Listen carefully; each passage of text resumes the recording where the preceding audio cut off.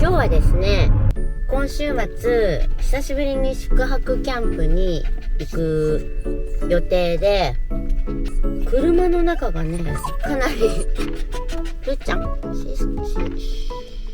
かなりすごいことになっておりまして、その車の整理に、ちょっと天気もいいんでね、いつもの公園に来ました。今週末のキャンプは、もちろんテントを張ってキャンプをするんだけれども、寝るところはね車中泊にしようと思ってね、車もその仕様にもう今からついなんでねしておこうかなと思って、うちがねどういう風にね車の中で車中泊をするかのね、それらしき動画は上がってるんだけれども、きちんと上げてる動画がないんでね、今回それを撮ろうかなって思ってます。まずはね荷物を一旦下ろしてねやっていこうかなって思います。今日は天気が良くてよかったね、るーちゃん。腹ごしらえしてからね。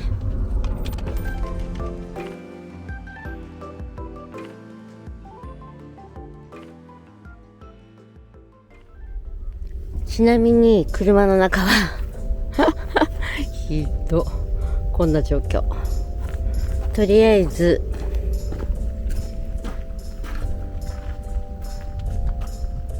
もともとあったものの中に今回キャンプで必要なものを詰め込んできて、こんなぐちゃぐちゃにひどい状態です。一旦荷物を出して必要なものとね必要でないものを分けてやっていこうと思います。嫌になるよねほんと、この量を見ただけで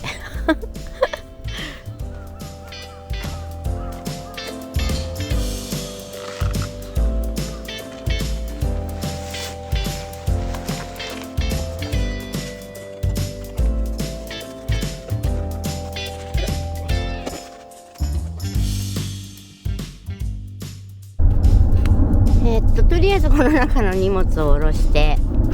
で通常モードはこんな感じに、この2列目のねシートをもうずっとこのまんま回転させたままで、3列目のシートは進行方向を向いてね、こう対面で座れるこの状態で普段は使ってます。うちは旦那さんが車椅子なんでね、ちょっとお座敷モードみたいな感じが無理なんですよ。こうだから常にベッドモードにして、その上でなんかいろいろご飯食べたりするっていう体勢が無理なんで、通常はこの感じで、ここでご飯食べたり休んだりね、いろいろ車中泊寝る以外の感じはこんな感じでやってます。ここに下に冷蔵庫を置いて、その上にこれはキングキャンプのテーブルね、ぴったり入るものを探してこれを使ってます。でこのコメリで買ったクッションにシュラフだとか冬用の毛布だとか電気毛布だとかブランケットとか全部この中に入ってます。オールシーズン使うもの、シュラフとかね、そういうものを一つの方にまとめて、冬だけ出動するものが多分どっちかに、こっちかな、こっちのクッションねの中に入ってますね。ここからまたねベッドモードにするっていうのがね結構ひと手間。私にとっては結構めんどくさがり屋なんでひと手間なんだけれども、旦那さんが足が不自由なんで通常はねこのモードにしておくことが欠かせないんでしょうがないんですよね。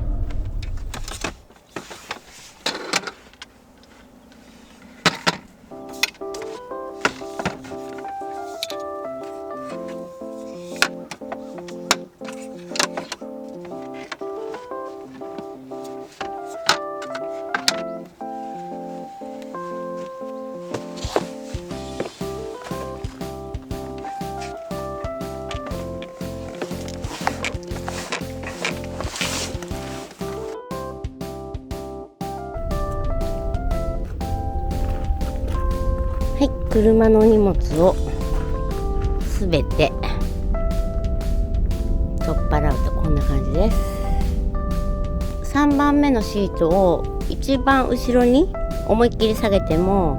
これぐらいのねスペースがあるんで結構荷物が入ります。こんな感じで物をね全部下ろすとかなり広いです。足を伸ばしても私身長が低いっていうのもあるけど後ろの椅子にはギリギリかからない程度で、これを今からベッドモードにしていきます。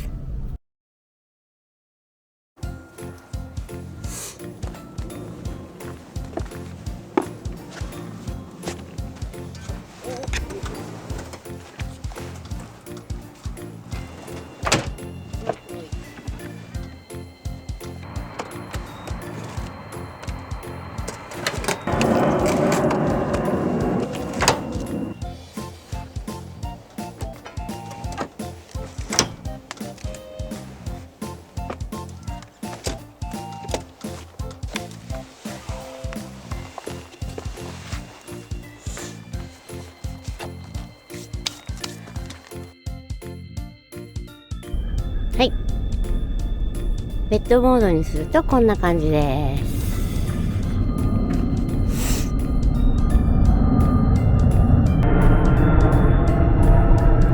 ここ3列目のシートのね倒したここがねかなり段差があるんで、着てるね上着とかねそういうものをいつもここに詰め込んじゃってます。で、今はマットが分厚いのを使ってるんで、ここに何か旦那さんの車椅子クッションとかねそういうのをね詰め込むだけでも全然全く水平になります。じゃあシートを引いてみますね。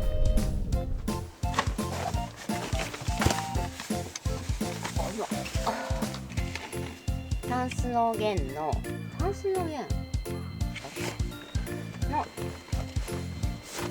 車中泊マット、このマットはルークと同じぐらい重さ。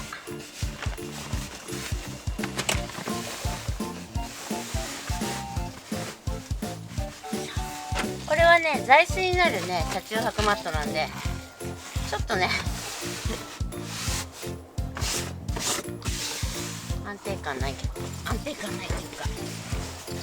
寝心地は抜群です。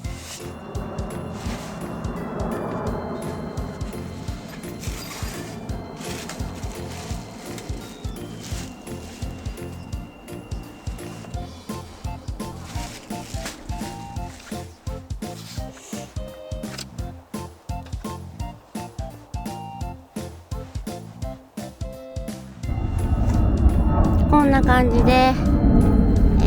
冬はねマットの上にちょっと厚手のねキングサイズの毛布っていうのちょっと厚手のタオルケットみたいなコストコで買ったやつねを引いてこんな感じです。これねちょっとねボコボコしてる感じなんだけど、これ寝ちゃえば全く問題ないんで、ここにもういろいろねこの周りに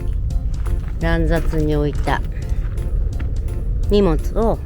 仕分けしてね家に置くものと今週末キャンプに行く時に必要なものと仕分けしながら収納していきます。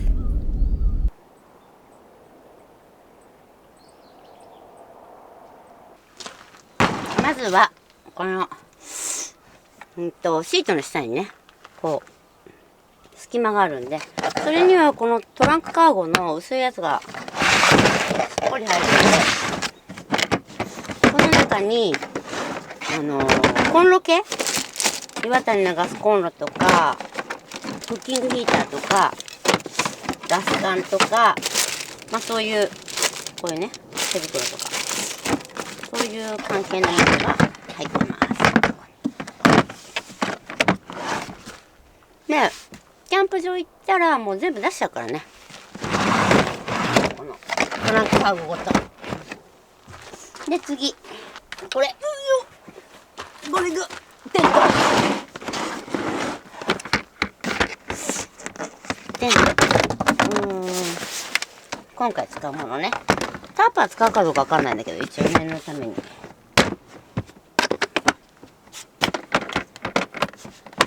でこんな。次は車載冷蔵庫。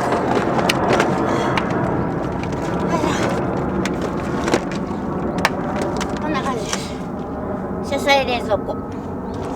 こうしておけば車の中からも取り出せるし、ね、次はこれはね、緊急用トイレセットとかマグとか扇風機とかなんかそういう系が、まあ何でもボックス。もう一個この小さいトランクカーゴにキッチン用具。さっきの薄い方にはコンロとかそういう大きなものね。こっちはラップとかお皿とかいろいろ細かい。でここの隙間ね、この隙間にはエコフロー。エコフローがぴったり。これがね、車のシガーソケットから取ってきた延長コード。これで冷蔵庫を動かしたり、こう、まあ一口なんだけどね。まあエコフローは大抵うちで充電してきちゃうから、現地で使うようにしとくんで、いつもはこの冷蔵庫をつないでたりしています。今日はもう週末のキャンプ用にもうベッドモードにしちゃってるんで、ちょっと乗らない系のやつね。これは前の少しねシートを倒して焚き火道具とか、あと焚き火道具ぐらいかな。それは前に積んじゃいます。これで詰め込みは完了です。これでね、キャンプの時に使う荷物を下ろして、もうシートを倒せばすぐ寝れる状態です。ここにね、このカートとかねいらないんで。で後ろにあるトランクカーゴには焚き火とかそういうのが入ってるんで、でここのスペースには音の車椅子を乗せなきゃいけないんで、カートを下ろしたらもう車椅子を積み込む。あとね、外に出てるのはテーブルと椅子だけなんで、その辺に突っ込んじゃえばいい感じ。もうこのマットの上も大したもの乗ってない。シュラフとか、まあ、防寒のもの。あとうちから持っていくのは着替えと食材ぐらいなんで、もう全然ね車にねそのまま乗せて、なるべくねキャンプ場に着いてもうテントを立てればいいだけぐらいの状態にしておきたいんでね。旦那さん車椅子で動けないんで、私が全てやらなきゃいけないんでね、なるべく効率よくキャンプに行く前には必ずちょっとね準備して、いかにね楽にセッティングをするかだけを考えてます。まあそんな感じです。これはすごく古い E25 キャラバンの E25、 すごい古いね中古のキャラバンなんだけども、 DIY を、一切してなくても車内で快適にね対面でねテーブルを挟んで過ごせたり、あとは、ベッドモードもねちょっと手間なんだけども、そう動かした荷物を多少ね動かしたりしなきゃいけないんでね、車中泊だけの時はね極力荷物を少なくしていくんで、そんなに手間ではないんだけれども、キャンプの時はやっぱりね荷物が多いんでねしょうがないんだけれども、 DIY なしでも快適にね車中泊の旅やねキャンププラス車中泊っていうこともね手軽にできます。なので車検もねヘッドレストをつければそのまんまもう車検に出せるんで、それがねめんどくさいからね、ほらご夫婦2人でねこう協力し合っていろいろできるっていうなら私も考えたかもしれないけど、一人でやらなきゃいけないんでね、もうこれが我が家ではベストな形態というかね体制です。